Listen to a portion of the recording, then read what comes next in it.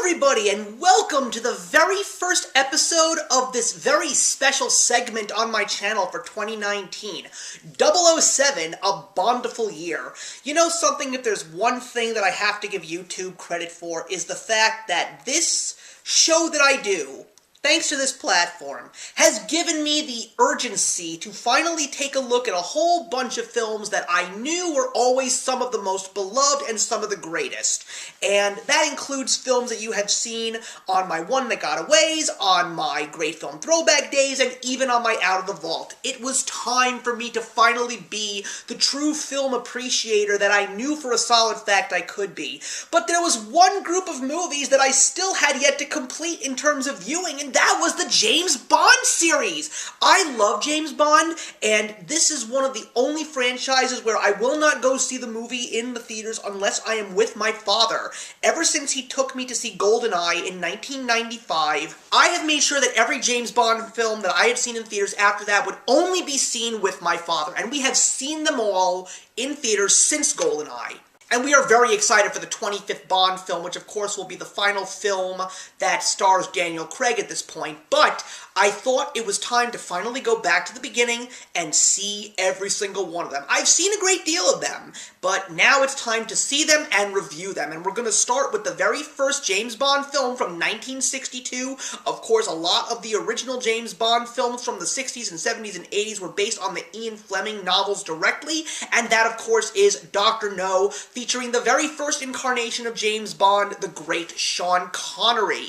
So, 007, also known as James Bond, is asked to go on a mission to the Caribbean because on a remote island off the coast of Jamaica, there is a lot of radioactivity coming around there, and they are unsure as to why, but what they do know is the fact that there is a laboratory over there, and somebody there is trying to do something quite devious. So, of course, 007 is asked to go out there and try and find it, along with a couple of allies, including Felix Leiter from the United States and a couple of the other locals. James Bond does everything that he can to find out what is going on that remote island and see exactly who is the person behind all the devious plotting. And it turns out to be an interesting character named Dr. No, who happens to be part of an even more larger conglomerate of supervillainy known as Spectre. So basically, when you think that Dr. No is the big villain in this world, there seems to be much more higher-ups there. And right now, he is planning to send a nuclear bomb to wipe out nations of the world. So, of course, James Bond has to stop it.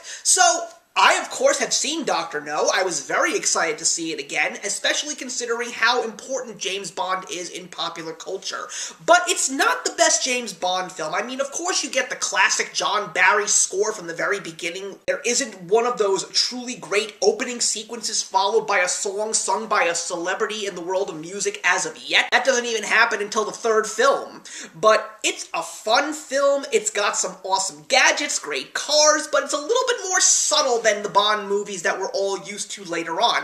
And that's just because, as always, it's the first of many James Bond films, so we had to start somewhere, and we didn't have the biggest budget of all. But there still are some good moments. It has a couple of lagging points, but it still is an enjoyable ride. And Dr. No, for me personally, even though I can't really judge much in terms of Bond villains because I haven't seen every single one of them, I know that there are still so many that I have yet to actually see on screen, Dr. No is really not one of the strongest Bond villains. He, to me, doesn't even come off as menacing, and he doesn't even have that much of a role in the film. He doesn't really show up until, like, the last 45 minutes of the film, and by that time, you know, it is what it is. But the best part is, this movie does actually leave a very big hole, because when we find out that he is working for an organization named Spectre, well, we obviously have to know who Spectre is. So, basically, if you are a James Bond fan and you haven't seen Dr. No yet, it's always great to say that you've seen the very first James Bond film. So, I am going to give the very first James Bond film, Dr. No, a 2.5 stars out of 4. So, thank you very much for watching, everybody. Please leave your comments in the box below, and let's discuss Dr. No. And I will see you in the next episode. Hey, thank you so much for stopping by my channel today. If you're new here and want to see more of what my channel has to offer, please click on the link to my last video, or hit that subscribe button to be kept up to date with all of my uploads. Content of all sorts is posted here quite often, so trust me, you do not want to fall behind. I will see you in the comments, and actions speak louder than words.